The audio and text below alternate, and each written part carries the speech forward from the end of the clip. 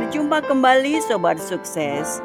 Belakangan ini kaum muda semakin memiliki kesadaran akan pentingnya menjaga kondisi keuangan yang sehat.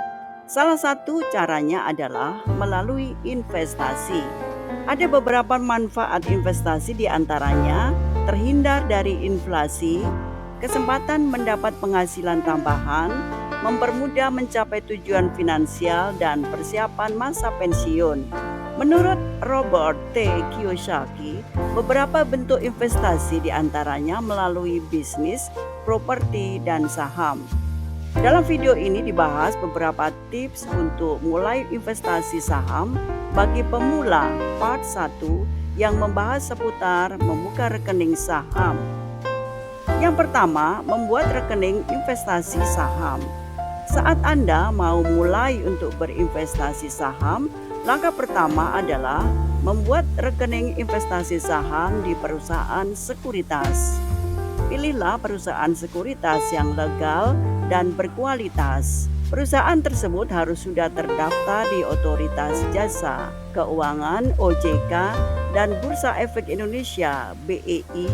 Pelajarilah latar belakang perusahaannya, pemegang sahamnya, dan manajemen perusahaan tersebut dalam situs OJK dan BEI. Selanjutnya, galilah informasi tentang perusahaan sekuritas tersebut di pasar modal, tentang keterkaitannya dengan kasus besar atau tentang penipuan yang pernah terjadi, sehingga Anda tenang berinvestasi melalui perusahaan itu. Kedua, pelajari biaya transaksi saham, jual beli. Pendapatan perusahaan sekuritas yang terutama adalah dari biaya transaksi atau fee jual dan beli saham dari nasabah. Fee jual beli saham di sekuritas saat ini berkisar antara 0,15% sampai 0,25% untuk beli dan 0,25% sampai 0,35% untuk jual.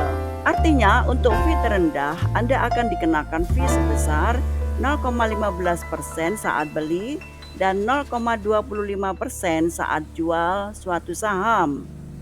Misalnya Anda membeli saham seharga Rp100 per lembarnya atau Rp10.000 per lot.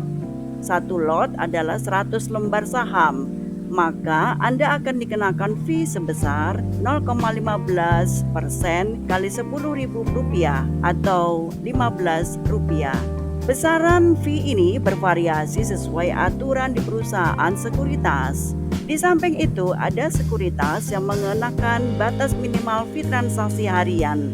Misalnya dalam contoh tersebut, jika Anda membeli saham seharga Rp100 per lembarnya sebanyak 100 lot, maka fee beli seharusnya Rp1.500. Tetapi karena ada batas minimal fee transaksi harian, contohnya sebesar Rp5.000 per hari, maka Anda akan dikenakan fee transaksi menjadi Rp5.000, bukan Rp1.500.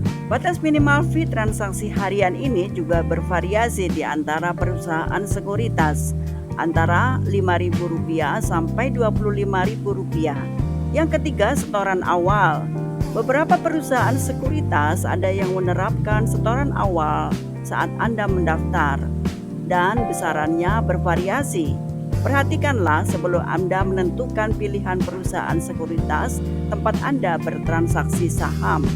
Yang keempat, fasilitas pendukung dalam bertransaksi. Umumnya perusahaan sekuritas mempunyai beberapa fasilitas untuk kemudahan nasabah dalam bertransaksi, di antaranya berupa aplikasi online, web, dan mobile. Masing-masing mempunyai kelebihan dan kekurangannya. Aplikasi online merupakan aplikasi terlengkap yang menyajikan semua informasi dan tools dalam bertransaksi. Sedangkan kelebihan aplikasi mobile dapat dipakai di mana saja saat Anda membutuhkannya. Pilihlah perusahaan sekuritas yang memiliki fasilitas terlengkap atau pilih yang mempunyai platform yang sering Anda gunakan. Yang kelima, pemberian training dan edukasi. Pelajari dan gunakan layanan training yang disediakan oleh perusahaan sekuritas Anda. Carilah jenis training yang Anda butuhkan.